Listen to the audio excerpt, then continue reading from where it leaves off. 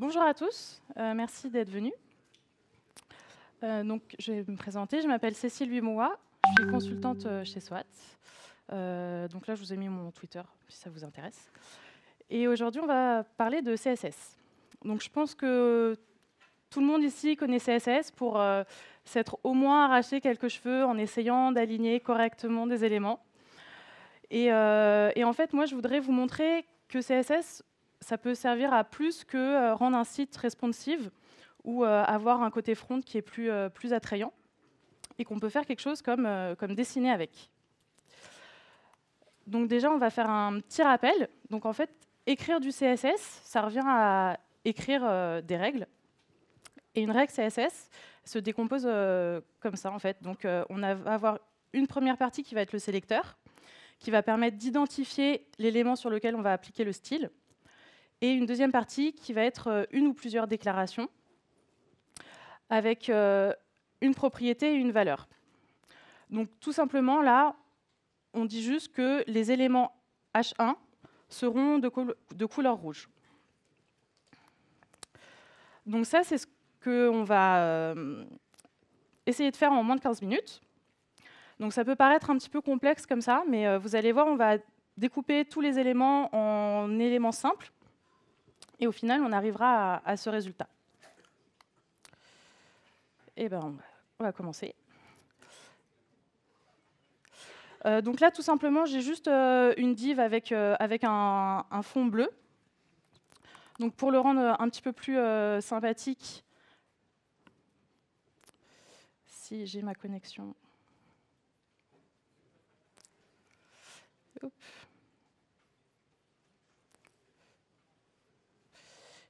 Voilà. Donc on applique un petit dégradé. Donc ici avec la fonction linéaire gradient. Donc là, par défaut, en fait, le dégradé, il va être de haut en bas. On peut lui indiquer la direction avec un degré, donc ici, ou on peut lui mettre de manière littérale. Donc là, par exemple, je lui dis que le dégradé doit être appliqué vers la droite. Et donc, par défaut, c'est vers le bas. Et on peut aussi donc, lui donner un angle. Donc ici, par exemple, 120 degrés. Là, je vais remettre la valeur par défaut qui est de 180. Et donc, hop, pardon. C'est pas du tout ça.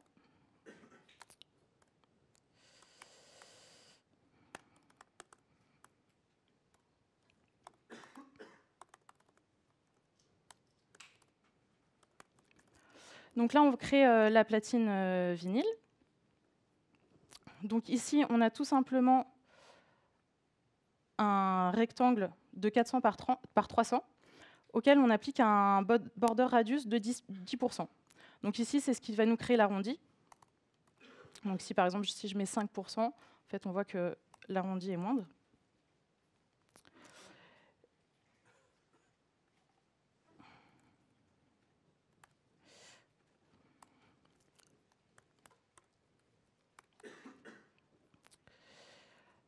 Et donc là, je vais créer le disque. Donc là, en fait, comme pour la platine, en fait, j'ai juste un carré de 230 par 230 auquel j'applique un border radius de 50, ce qui nous permet ici d'avoir un cercle parfait. Et donc vous remarquerez qu'au milieu, en fait, il y a le petit trou qui permet de placer le disque sur la platine. Et ça, en fait, c'est tout simplement créé avec le pseudo-élément after, juste ici, qui nous permet de créer un deuxième cercle de 8 par 8 avec un arrondi de 50% et une bordure ici. Donc en fait, les pseudo-éléments, comme le after que j'ai utilisé, ça va nous permettre en fait de cibler une partie de l'élément avec le style. Donc le pseudo-élément before et after, ça va nous permettre de cibler avant et après la création de l'élément. Et on a aussi, par exemple, first letter, qui nous permet de cibler la première lettre de l'élément. Donc c'est à ne pas confondre avec la pseudo-classe qui, lui, va plutôt viser l'état de l'élément. Donc par exemple, là, on a, avec Visity, le lien vers un site qui va changer de style une fois qu'il sera visité. Alors, au niveau du petit cercle au milieu du disque, j'aurais pu le créer comme ça, en fait, pour la bordure, avec border style, border color, border width. Et en fait, CSS nous permet de regrouper plusieurs propriétés, ce qui nous permet d'avoir une feuille de style plus concise. Donc voilà, donc là, ces 3 lignes deviennent une seule. Donc on va revenir ici.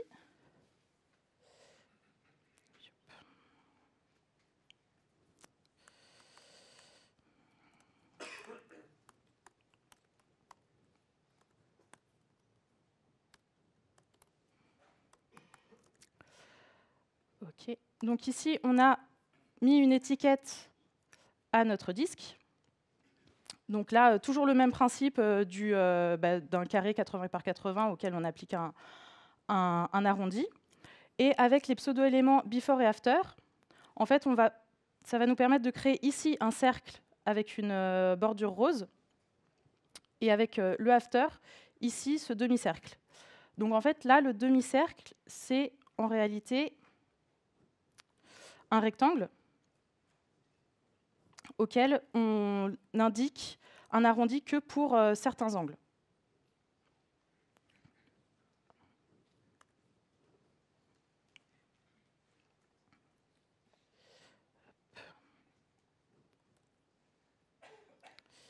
Hop. Donc on va mettre un petit peu de texte sur notre étiquette. Donc là, en fait, on peut remarquer qu'au niveau de la propriété font family, j'ai renseigné plusieurs valeurs. Roboto, Arial et sans sérif. Donc en fait, la particularité de cette propriété, c'est qu'elle fonctionne sur un système de fallback.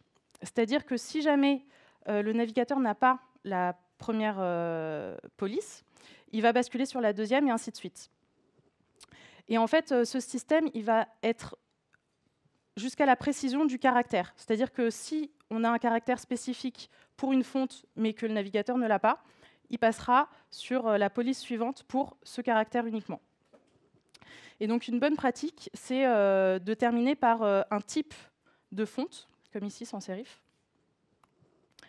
Et donc les 3 principales familles qu'on va retrouver au niveau des fontes, ça va être celle-ci, en fait. Donc sérif, qui va être les polices qui ont des empattements. Donc les empattements, c'est ça.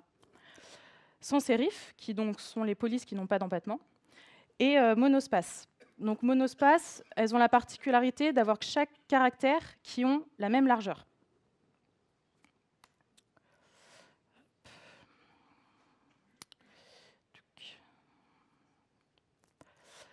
Alors, on va finir un petit peu notre platine. On va lui ajouter des petits boutons ici et un bras mécanique. Donc les boutons, pareil, en fait, on remarque que j'ai une seule classe. Et pour le bras mécanique, pareil, j'ai une seule classe, et alors qu'il y a 3 éléments. Donc là, on a 3 boutons, et ici, on a 3 éléments. Donc ça, en fait, c'est encore une fois avec l'utilisation du before et du after.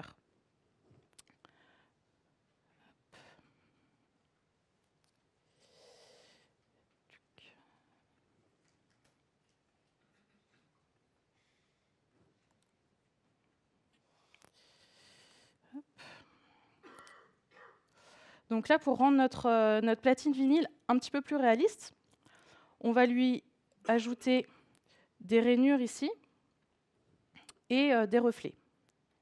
Donc les rainures, encore une fois, c'est tout simplement 3 cercles, donc qui sont créés grâce, encore une fois, au before et au after, donc des cercles tout simplement. Et les reflets, ils sont créés avec la propriété clip pass, qui nous permet de dessiner une forme. Donc là, j'ai utilisé la fonction polygone qui me permet de créer des rectangles.